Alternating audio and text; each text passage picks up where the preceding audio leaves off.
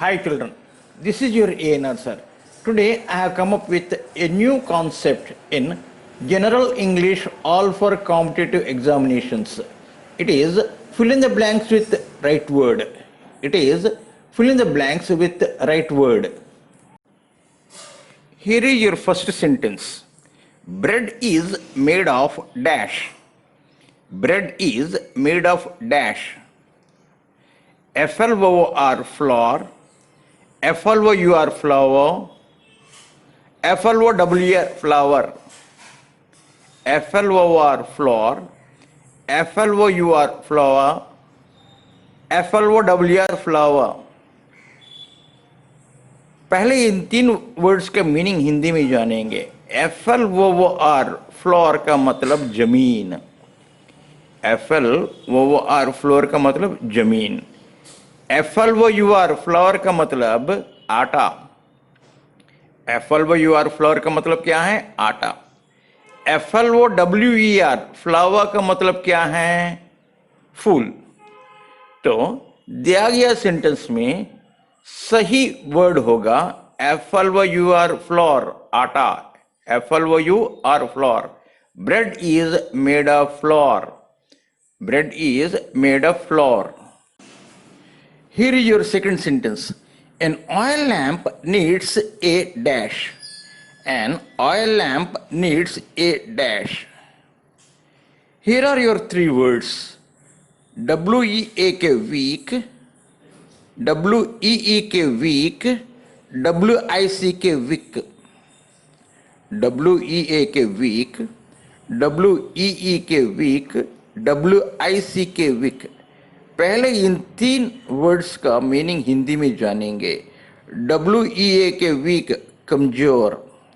WEAK week का मतलब क्या है? कमजोर। WEEK वीक का मतलब सप्ताह। WEEK वीक का मतलब क्या है? सप्ताह।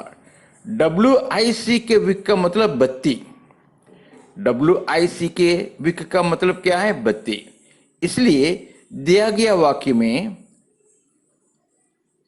सही वर्ड होगा wick. WICK wick. An oil lamp needs a wick. An oil lamp needs a wick. WICK wick. So here is your next sentence. He is the dash to this estate. He is the dash to this estate. Here are your three words. HAIR hair. HAIR hair. HEIR hair. HARE hair. HAIR hair. HEIR hair. HARE hair.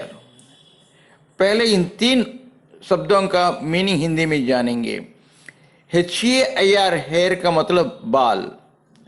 HAIR hair का मतलब क्या है? बाल। HEIR hair का वारिस। HEIR hair का मतलब क्या है? वारिस। HARE hair का मतलब खरगोश।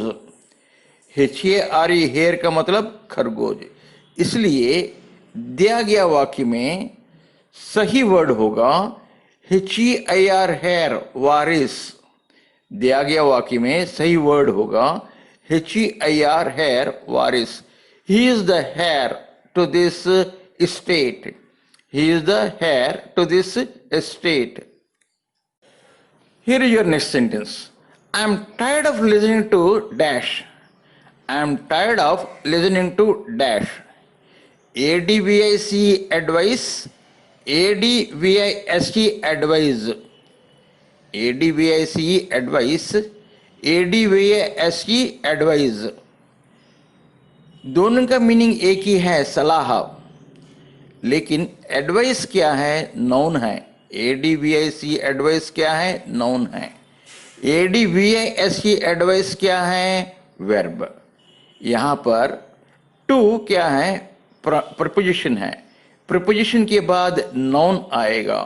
आई am tired of listening to advice. ADVIC। I am tired of listening to advice. Here is your next sentence. I am dash impressed with your performance. I am dash impressed with your performance. Here are your two words. Quiet, quiet. Quiet, quiet. Quite, quiet.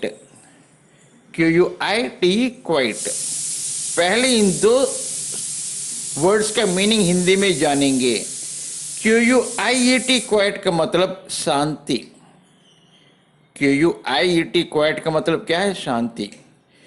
Quite का मतलब क्या है? बहुत. तो दिया गया वाक्य में सही वर्ड होगा quite. Cute. I am quite impressed. मैं बहुत प्रसन्न हूं. I am quite impressed with your performance. I am quite impressed with your performance. You will dash your dog if you don't tie it up. You will dash your dog if you don't tie it up. Here are your two words. LOSE, lose. LOSE, lose. LOSE, lose. LOSE, lose. पहले इन दो words के meaning Hindi में जानेंगे. LOSE, lose का मतलब खो जाना. LOSE, lose का मतलब खो जाना. LOSE, lose का मतलब ढीला. LOSE, lose का मतलब क्या है? ढीला. इसलिए दिया गया वाक्य में सही वर्ड होगा LOSE, lose. आप खो जाओगे अगर डॉग को सही तरह से नहीं बांधे तो. You will lose your dog. LOSE. You will lose your dog if you don't tie it up. You will lose your dog if you don't tie it up. Holes in your skin are called dash.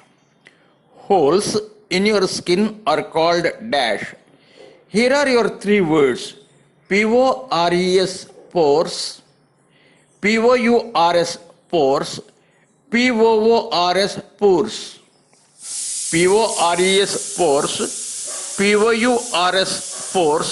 POORS, pores. पहले इन तीन words का meaning Hindi में जानेंगे. PORES, pores का मतलब